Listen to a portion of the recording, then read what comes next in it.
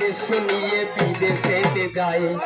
জনশক্তি অফিসে নাম নিবন্ধন করিবে।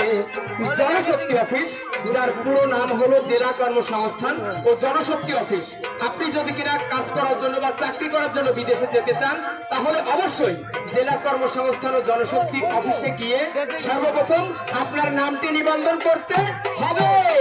আরে জনশক্তি অফিসে নাম নিবন্ধন করিবে, এই দেশের ব্যাংক অ্যাকাউন্ট নম্বর অবশ্যই রাখিবে। যাবার আগে দুটি অ্যাকাউন্ট, কয়টি? যাবার আগে দুটি অ্যাকাউন্ট করবেন ব্যাংকেতে, একটি নিজের সঞ্চয়, অন্যটি খরচের খাতে। রিপোর্টিং এজেন্সি এবং স্থানীয় সরকার অনেক এনজিও রয়েছে তথ্য জানাবার। ইহার পরেও আরো অধিক তথ্য জানতে হলে এই প্রবাদ বন্ধু কল সেন্টারে কল করুন সকলে। এই নম্বরে ফোন দিলেই তথ্য সেবা পাবে, বিস্তারিত জানিতে MRSC তে যাবে। MRSC অর্থাৎ migration and reintegration support centre. সেখানে গেলে আপনি বিদেশে যাওয়ার সকল প্রকার তথ্য জানতে পারবেন। এছাড়া আপনাদের নিকটের যেসব ব্র্যাকের অফিসগুলো আছে, এই যে আমাদের সাথে আপা আছেন, ব্র্যাকের অফিসে গেলে আপনি তথ্য জানতে পারবেন। এবং এই যে প্রবাদ বন্ধু কল সেন্টার, এখানে গিয়ে এই নম্বরে ফোন দিয়ে আপনি সকল প্রকার তথ্য জানতে পারবেন, তাও আবার টোল ফ্রি। মানে আপনি ফোন দিলে আপনার সেলফোনটি থেকে একটি টাকাও কাটবে না। তাহলে এই যে আপা, ফোন দিতে গেলে নাম্বারটি তো আগে জানতে হয়। নাম্বারটি কত? নাম্বারটি হচ্ছে 16135। এই নম্বরে ফোন দিয়ে আপনি সকল প্রকার তথ্য জানবেন। কিন্তু এই যে ভাই, আপনি ফোন দিলেন, তথ্য জানলেন, শুধু কি তথ্য জানলে হবে? হবে না। বিদেশে যেতে গেলে আরো অনেক কিছু জানতে হয়। আরে জানতে হবে সেই দেশের ভাষা, কাজের ধরন, কাজ ও বেতন জেনে করুন বিদেশে গমন। বিদেশে চাকরির বিষয় কি আসলে নাকি ভুয়া? স্মার্ট কার্ড চুক্তিপত্র নিলেই যাবে নিশ্চিত হওয়া। প্রয়োজনীয় কাগজপত্রের ফটোকপি করে অ্যাকসেপ্ট নিবেন আপনি, অ্যাকসেপ্ট দিবেন পরিবারে।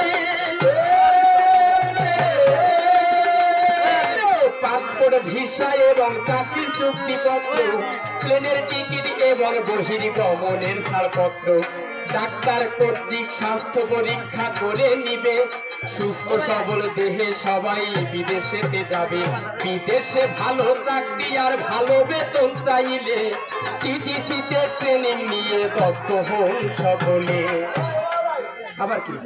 ওই যে টিটিসি, হ্যাঁ, সেটা আবার কি? খুব একটা গুরুত্বপূর্ণ প্রশ্ন করেছেন আপনি। টিটিসি মানে টেকনিক্যাল ট্রেনিং সেন্টার। এখানে যে কোনো কাজের উপরে হাতে কলমে প্রশিক্ষণ দেওয়া হয়। আমি একটা কথা বলি, আমরা যদি কিনা কোনো কাজের উপরে দক্ষ না হই, তাহলে এই দেশে বলুন আর এই বিদেশে বলুন, ভালো চাকরি ভালো বেতন আমাদের কেউ কি দেবে? কেউ দেবে না। সেজন্য প্রথমে আমাকে নিজেকে দক্ষ করতে হবে। তার জন্য কোথায় যাব? Technical training. হ্যাঁ, এবার বলি, বিদেশে যাওয়ার জন্য আমাদের অনেকগুলো কাগজপত্র তৈরি করতে হয়। আমি একটু আগে গানে গানে বলেছি, কেউ কি আপনারা বলতে পারবেন কি কি কাগজপত্র লাগবে? আমি বলবো? হ্যাঁ বলেন। পাসপোর্ট, ভিসা, আচ্ছা, ব্যাংক, দুটি ব্যাংক অ্যাকাউন্ট আর মেডিকেল সার্টিফিকেট, আচ্ছা, স্মার্ট কার্ড আর চাকরির চুক্তিপত্র, বহির্গমনের ছাড়পত্র আর একটা হচ্ছে প্লেনের টিকিট। প্লেনের টিকিট উনি মনে করে হলেও কিন্তু সবগুলো বলেছে। প্লেনের টিকিট, বিদেশে যাওয়ার একমাত্র বৈধ পথই হচ্ছে আকাশপথ। আকাশপথ ভিন্ন, কিন্তু অন্য কোনো পথে বৈধভাবে বিদেশে যাওয়া যায় না। তাহলে প্লেনের টিকিটটা আমাদের অবশ্যই প্রয়োজন, তাই না? কেউ এসে যদি বলে যে আপনাকে বাসে করে, ট্রেনে করে, ট্রলারে করে, লঞ্চে, স্টিমারে বা স্পিড বোটে করে আপনাকে বিদেশে নিয়ে যাবে, বুঝবেন নিশ্চিত তার মধ্যে কোনো ঝামেলা আছে। আমরা যেন সেই ঝামেলায় না জড়িয়ে যাই আর নিজেদেরকে যাতে না জড়াই, সেজন্য আপনাদের কাছে আসা আর এই পডগানটি উপস্থাপন করা।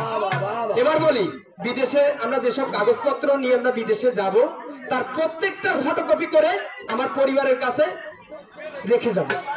হ্যাঁ, শুধু টাকা পয়সা খরচ করে এক সেট কাগজপত্র আবার ফটোকপি করে বাড়িতে রেখে যাব, কোন কারণে আপনি বলেন তো?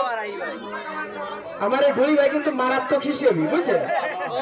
এই কারণেই রেখে যাব। আপনি যদি ওই বিদেশে গিয়ে কোনো বিপদে পড়েন, তাহলে আপনার বিদেশে তো কোনো আত্মীয় স্বজন নাই, বন্ধু বান্ধব নাই, আপনাকে তো কেউ সাহায্য করবে না। আপনার এই পরিবারের কাছে যদি এই কাগজপত্রগুলো রেখে যান,